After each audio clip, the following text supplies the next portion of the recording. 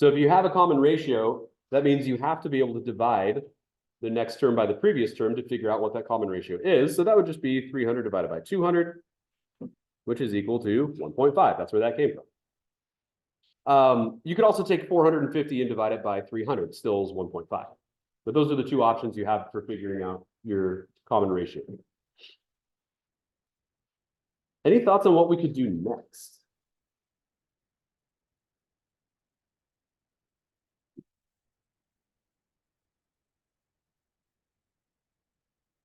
Yeah, I would recommend, let's use our geometric sequence formula. Because a geometric series and a geometric sequence are basically the same thing. It's just that the sequence tells us what number comes next. The series is usually about finding out the sum of them. That particular formula is not going to be too helpful here. We don't care about the sum. We want to know how many terms there are. And since we have an nth term here, and we have the first term here, and we have the ratio here, we could just use our formula from yesterday. What was the formula yesterday for sequences? What formula do we use? Good. That formula right there is the formula we're going to use. And so AN is our nth term here. We don't know what term number it is, but it is the nth term of this sequence. And so we're going to plug that in for AN, A sub n. So 7,688.7 is equal to the first term, 200, multiplied by our common ratio of 1.5, all to the n minus 1 power.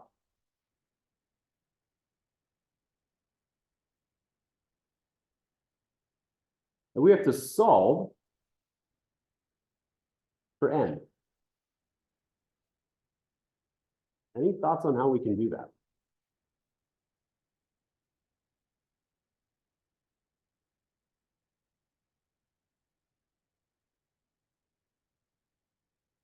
Have some information here and hopefully remind you of something that we've done very recently.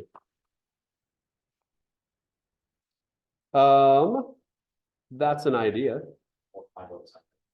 We definitely have to, well, we have to get rid of the 200 first.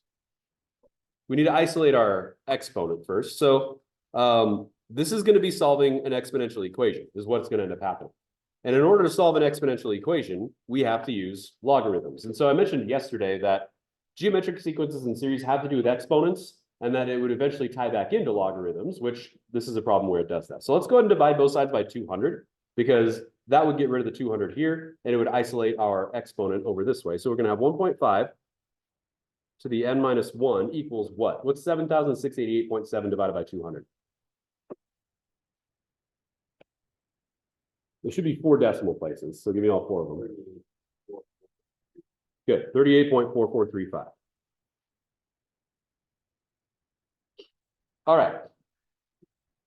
Now, there's a couple ways we could do this. We could write this as log base 1.5 of 38.4435 equals n minus 1. That works. Or we could write it as a logarithmic equation by writing log in front of each of these, like we did with our lesson 6.6. And that's going to be the way that I recommend it. And the main reason is because log by itself with no base means log base 10. And as long as you can write an equation using log base 10, that basically means you can use any calculator you want to, because there are plenty of calculators that don't do other bases other than 10. And so even though the ones that we have in front of us are programmed to do other bases than 10, lots of them are not. And so we're just going to write log 38.4435 is equal to log 1.5 to the n minus 1.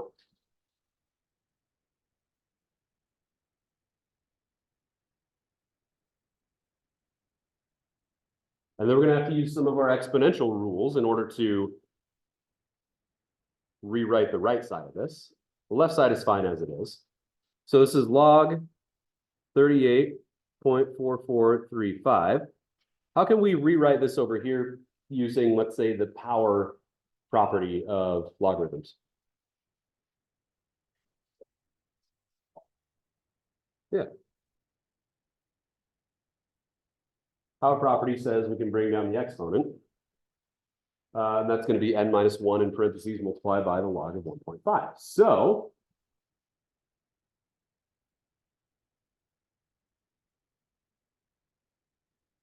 we're getting close. What can we do next? We're solving for n.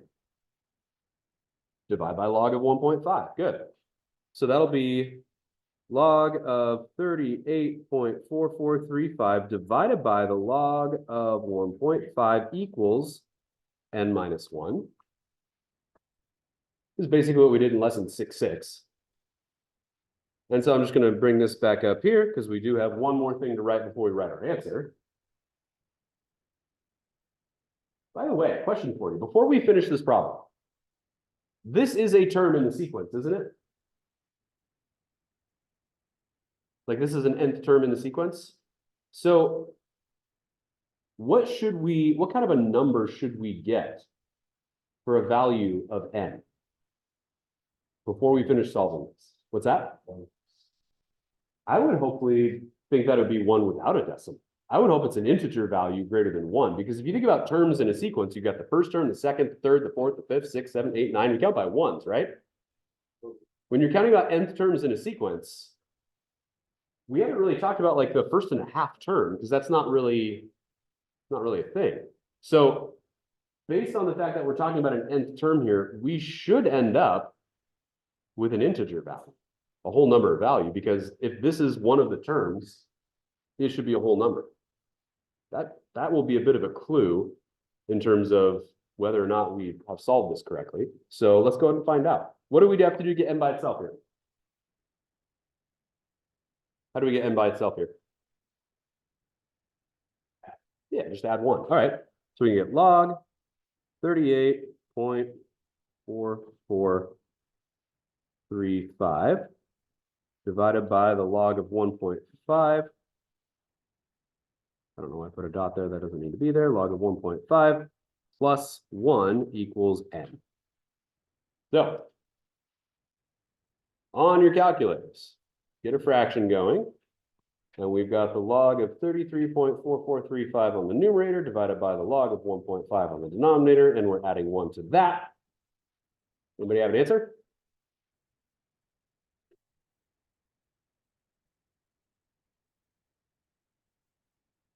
What does it say?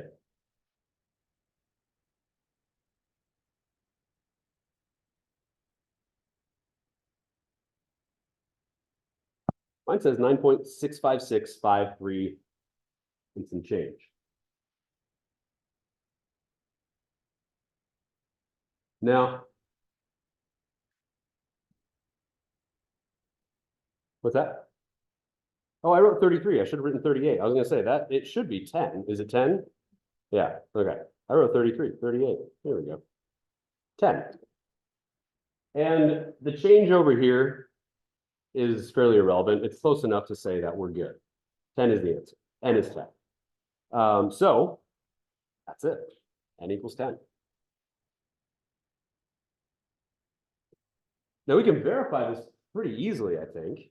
If we go back to here and we type in 200 parentheses 1.5 exponent of 10 minus 1, which is 9, that should give us a value of 7,688.7 in terms of rounding. So we know that this was rounded to the nearest decimal point, basically, is what we're saying. But it's correct. This number here, this original value, our original nth term value, was rounded to the nearest 10th. It rounded up to 0.7, which is the 10th term of that series. So it's all good. Plug it in back into the original geometric sequence formula that you wrote just to verify it, and it should get you the answer, which it does. So I want you to try B on your own.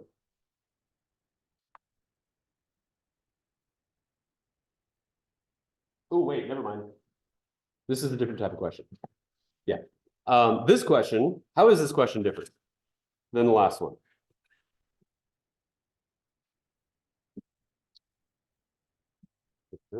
Oh, nice.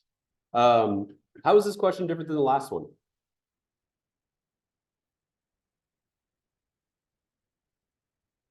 Yeah, what formula are we using on this one? Yeah, it's the expanded series equation. So that one said what? What was our formula for that?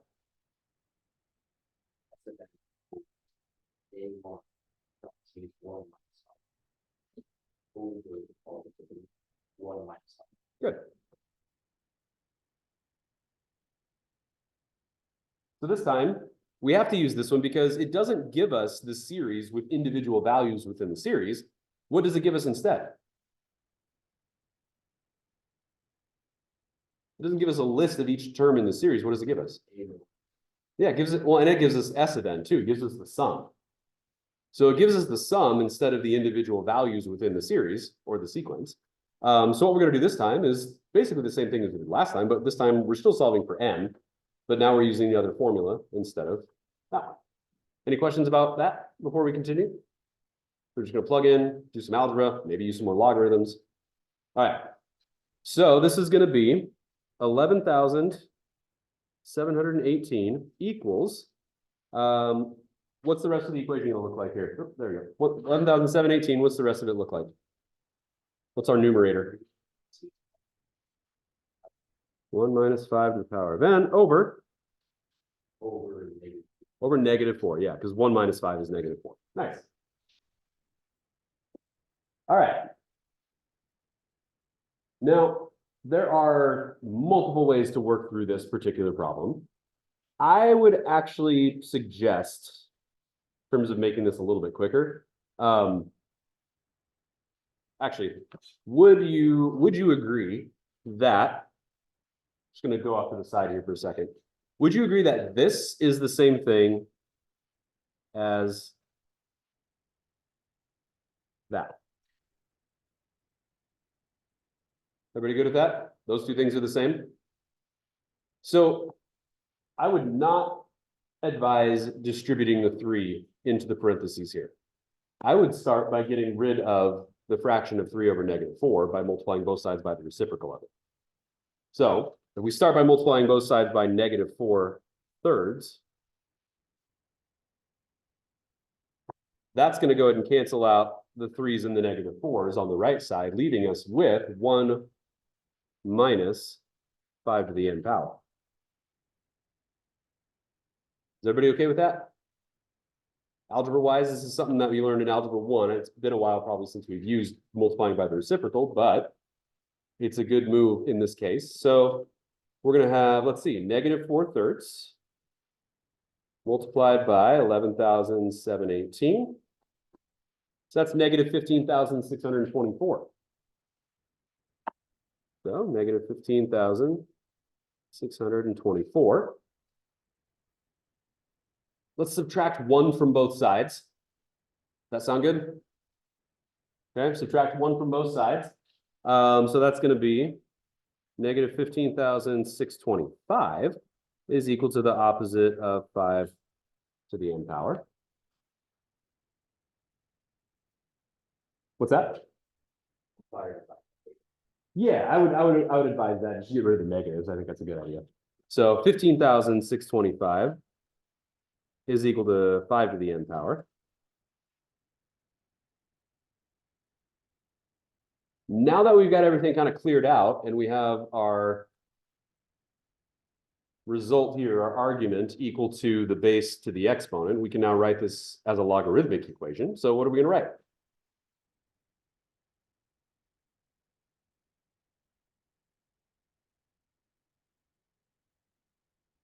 Dominic, what's our logarithmic equation from here?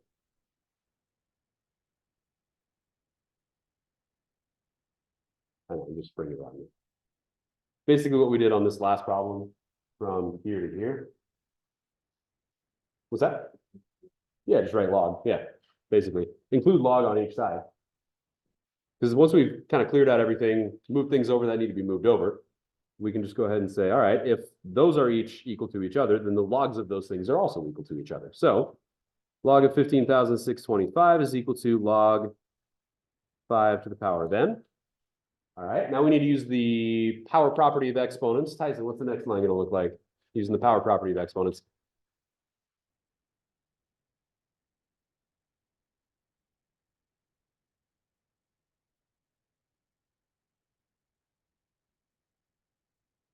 Same thing as going from here to here.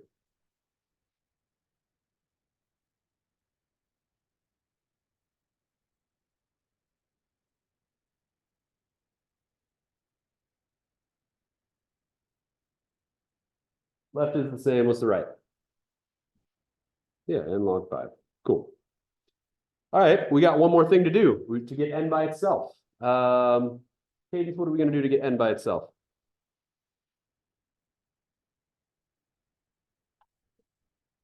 Yeah, just divide both sides by log 5. Log 5 is some number. So if we divide both sides by that number, that gets n by itself. So n is going to equal the log of 15,625 divided by the log of 5. Now, if we're talking about terms, number of terms in a sequence or a series, n should be either exactly a whole number or relatively a whole number, depending on if this is an estimation or not. I doubt this is an estimation, but it could be, depending on what n ends up being. Anybody have it? 6? Is it exactly 6? Yeah. N equals 6. Cool. So there's only 6 terms in that series.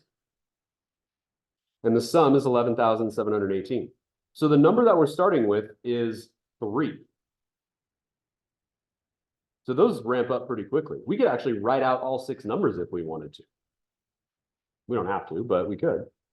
And an easy way to check it is just to go back here, plug in 3 here, 5 here, 5 here, and 6 here. So if we were to verify that real quick, we got our fraction, a1, our first term is 3, parentheses 1 minus the common ratio is 5. We figured out that n was equal to 6. And then we're going to put that over 1 minus 5. And there it is, 11,718. That's the sum of those 6 terms. Cool. Now I would like you to try 5a and b on your own at the bottom of this page. Now that we have a blueprint for each type of these questions. You might need to write a little bit small on this one. I'm just going to go ahead and split mine down the middle, and I'm going to do A on the left, and I'm going to do B on the right, just to organize my paper down there a little bit. That way things don't get too crazy and jumbled. So take, let's say, I don't know, 3 or 4 minutes you're solving for n in each one of them. So go ahead and give that a try.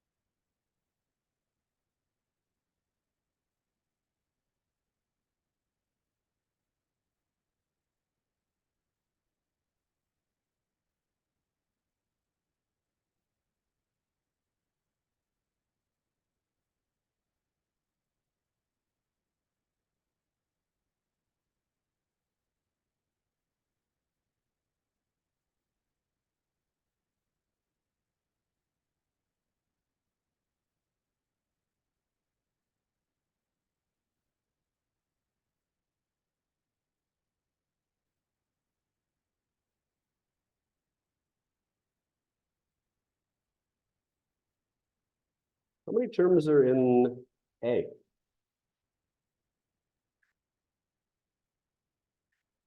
9. Okay. So here's the equation. 768 equals 3 times 2 to the n minus 1. A sub n equals a sub 1 times r to the n minus 1. Then we're going to keep going. We'll divide each side by 3. 768 divided by 3 is 256. So that's 256 equals 2 to the n minus 1. And then we're going to write it in logarithmic form. And if you want to, you could just go straight to, let's see. Actually, you could go straight from here to here. You can combine the power property of logarithms if you want to, and just, if you know that's what's going to happen, you can just go straight there. That's fine. Divide both sides by the log of 2. And then if you know you're going to add 1 after that, you may as well just go ahead and write divided by the log of 2 plus 1, because that's going to happen either way. And if you answer that question on your calculator, you get n equals 9. So there were 9 terms in that particular sequence. Or actually, yeah, that's how many terms there were. This is the 9th term, it's the last term of the sequence. It's a finite sequence, so therefore it stops at this number, which is the 9th term. Therefore, there are 9 terms in the sequence. Any questions about A? Okay. How many terms are in sequence B or series B? 5? I agree. So here we go. S sub n equals, on the numerator, a sub 1 times 1 minus r to the n power, all over 1 minus r. So that would be 155, because that is the sum, is equal to 5, which is the first term, times 1 minus 2, 2 is the common ratio, to the n power, all over 1 minus 2, which is negative 1. Multiply both sides by negative 1/5. And that gives you negative 31 over here. The 5 and the negative 1 cancel out. Subtract 1 from both sides, you get negative 32 equals negative 2 to the n power. Multiply both sides by negative 1. 32 equals 2 to the n power. And then I just used the power property and turned it into logarithmic form at the same time on this one. So log 32 equals n log 2. Get n by itself by dividing both sides by the log of 2. So log 32 divided by log 2 equals 5. There were 5 terms in that series. All right. Holding up okay? So we're doing what we learned yesterday, combining it with stuff that we learned in lesson 6.6 and previously. Lesson 6.4 as well, because we got properties of logarithms.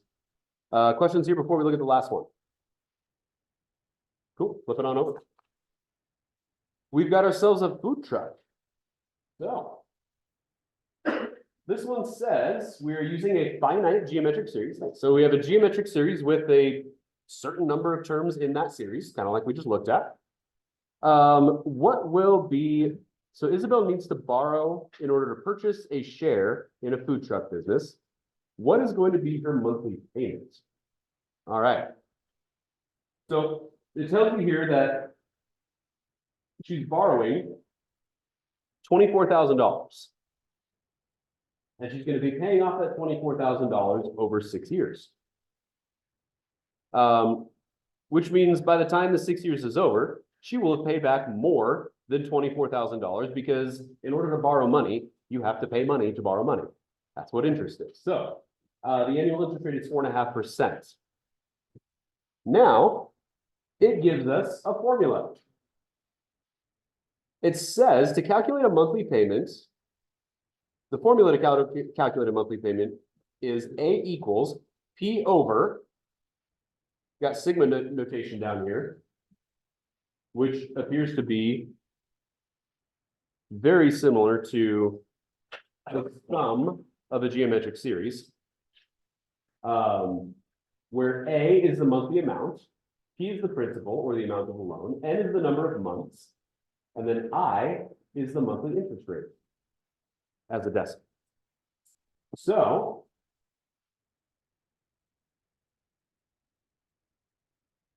let's go ahead and work this out. Let's write the information we have. We're solving for A, so we don't know A. What is P in this situation? 24,000, yeah. The amount of money borrowed, 24,000. Let's just go through our data here. P, N. What's N going to equal? 72, yeah, nice. Why? Yeah, it's a 6-year loan, monthly payments, 6 times 12, 72. That's how many payments there are. Okay. What about I?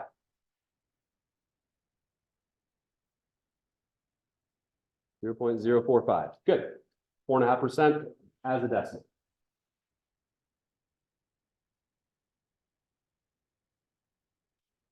So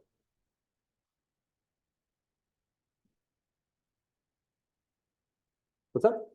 Oh, it's an I. I is right here. It's the monthly interest rate, which right here says 4.5%, which would be 0.045. Yeah. All right, now.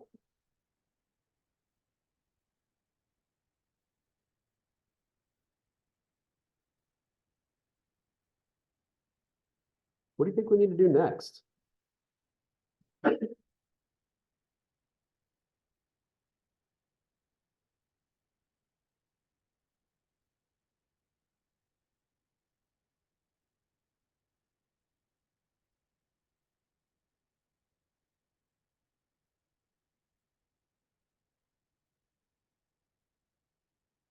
Oh, sorry. This is wrong for I. I made a mistake. 4.5 is what? 4.5 is the annual interest rate. What does I stand for? The monthly interest rate. So what is the monthly interest rate? Sorry, I is equal to 0.045 divided by what? Divided by 12. Cool. All right. So sorry, I misread that. I is the monthly interest rate. 4.5% is the annual interest rate. So if we break that down, I is actually going to be 0.00375. That's what I is equal to.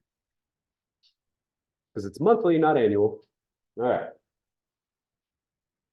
That almost ended up being a much larger monthly payment than it needed to be. Basically breaking it down to the annual interest rate every single month. That would be crazy. All right. So let's just go ahead and plug in for what we have to begin with, and then we'll kind of break things down a little bit more and we'll go from there. So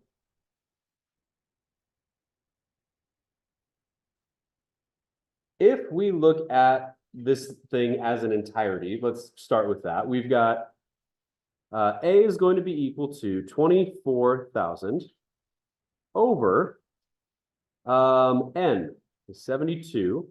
And then we've got sigma K equals 1, parentheses 1 over 1 plus 0.00375, and then K. That's what that whole thing is.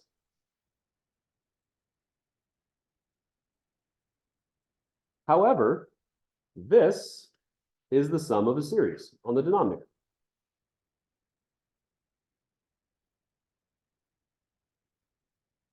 So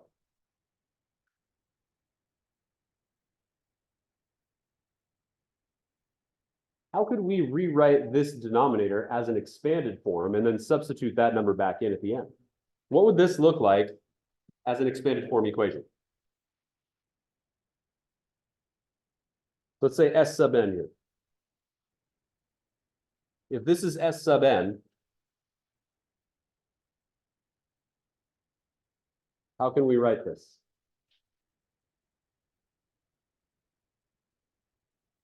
What's that? Okay.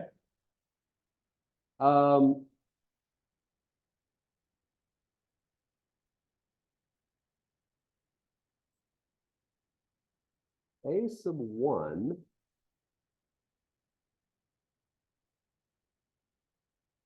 is not going to be equal to 1. What's that? It's not going to be a negative number on the numerator either, but what's that? Correct. However, we do have to have the 1 minus the rate, don't we? Like an R value. Okay. So this denominator here is going to be, actually, what is this number here?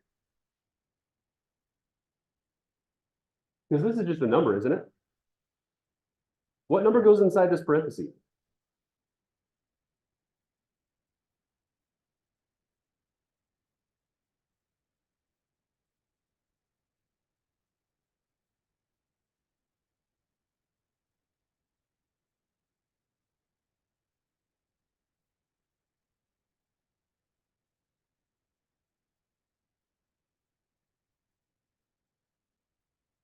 Okay. So if we go to 3 decimal places, that's 0.996, right? Let's talk about this for a second. Everything inside of here is approximately 0.996, right? Which gives us what value? What value goes inside our parentheses here? If we're talking about sigma notation. What number is that equivalent to in sigma notation in the parentheses?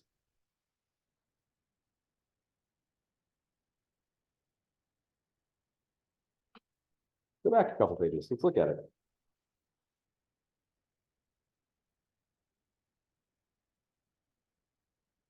Here's sigma notation right here. The number that goes in parentheses is what?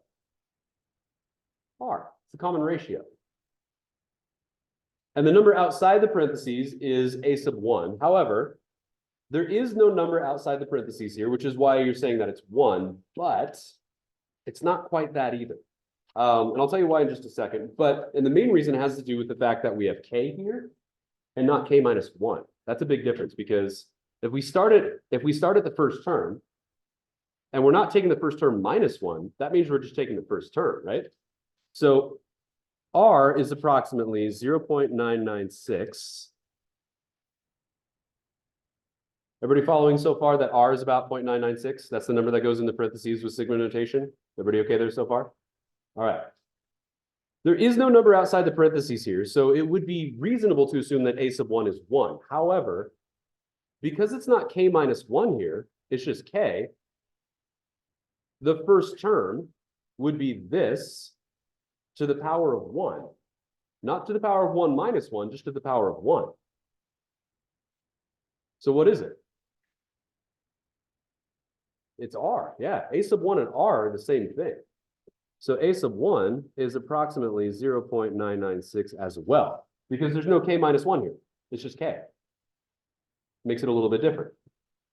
We have to go based on what our sigma notation is telling us, and then we can translate it back over here into the expanded form. Are there any questions about that before we continue? Because we have all the information. We have all, but like everything here is a number, which allows us to figure out R without having to do anything weird or fancy or anything. It just tells us R is 0.996. And if K, we're starting with the first term K, and it's K and not K minus 1, we don't have to subtract 1 from 1 to get an exponent of 0 to say that a sub 1 is 1. It's not that. It's just the value of the exponent is 1. Therefore, R and a sub 1 are the same thing. So now we can go back over here and rewrite it. So what's on our numerator? A sub 1 is 0.996. So you get 0.996 parentheses 1 minus what? 0.996. Okay. What is our exponent? What's our n value? 72. We have an n value, 72. Divided by 1 minus 0.996. So this will give us our denominator that we're going to take 24,000 and divide by. So we're going to get that number, we'll substitute it back into the denominator, do the division, and then get our answer. All right, so math fraction, 0.996. That's a negative, 0.996. 1 minus 0.996 to the 72nd power over 1 minus 0.996.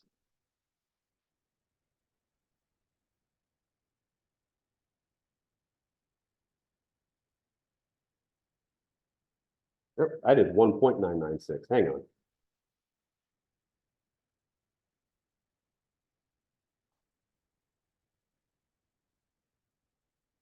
There we go. 62.417. All right. So S sub n equals 62.417.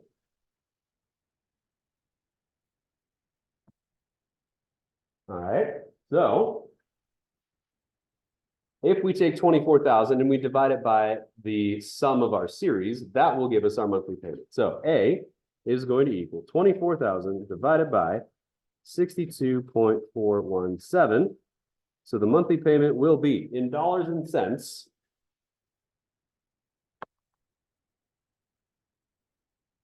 what do we have?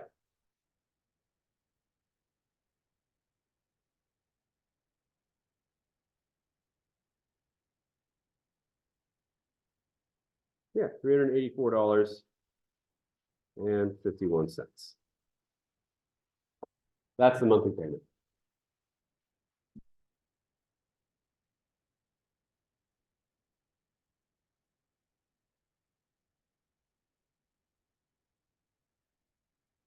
So basically what ends up happening here is we're using the interest rate to effectively say, even though you're paying it $24,000 over 72 months, because you're having to repay money that you borrowed with interest, you're essentially having to take that $24,000 and repay it over like an imaginary 62.417 months, making that payment a little bit higher each month to compensate for the fact that you have to pay interest. All right. What is the monthly payment for a $40,000 loan for 4 years with an annual interest rate of 4.8%? I'm going to give you 5 minutes to answer this last one. Number 6, same type of problem we just did, same formula. Work through it in the same way, and then we'll check back in. We'll say 5 minutes on that. So at 1:32, we'll check back in.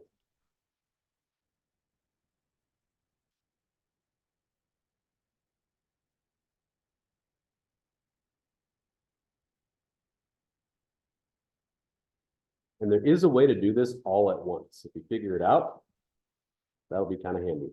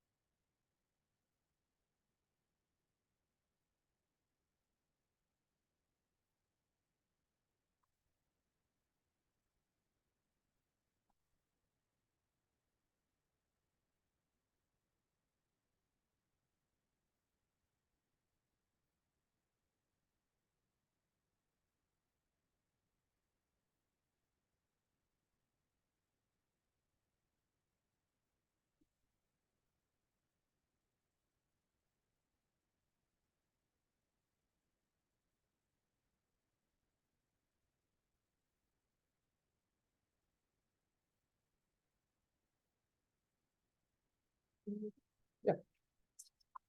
All right, if you want to check the answer, there it is. If you want to go ahead and just put everything together all at once, there is a way to do that. You can just rewrite sigma notation into expanded form on the denominator and just type it all on at the same time. As long as you figure out what R and A sub 1 are, which both happen to be 0.996 again on this problem. So writing it in sigma notation using the monthly rate is probably a good idea to start with, but then you can figure out the value of the parenthesis here, and that will be both your R value, your constant ratio, and your first term of the sequence, which is 0.996. And then that can go into expanded form here. And then from there, you can just type it all straight into your calculator, like that. And it'll just give you the answer. It should be $917.90. So instead of having to do all the steps that we did up here and kind of go back and forth and all that, you can. I was just kind of like with most examples, I show you more detail in the first example than most of them. But once you get the idea down, the process, you can speed things up a little bit. So that's all I got for you for these notes. That's everything for chapter 6.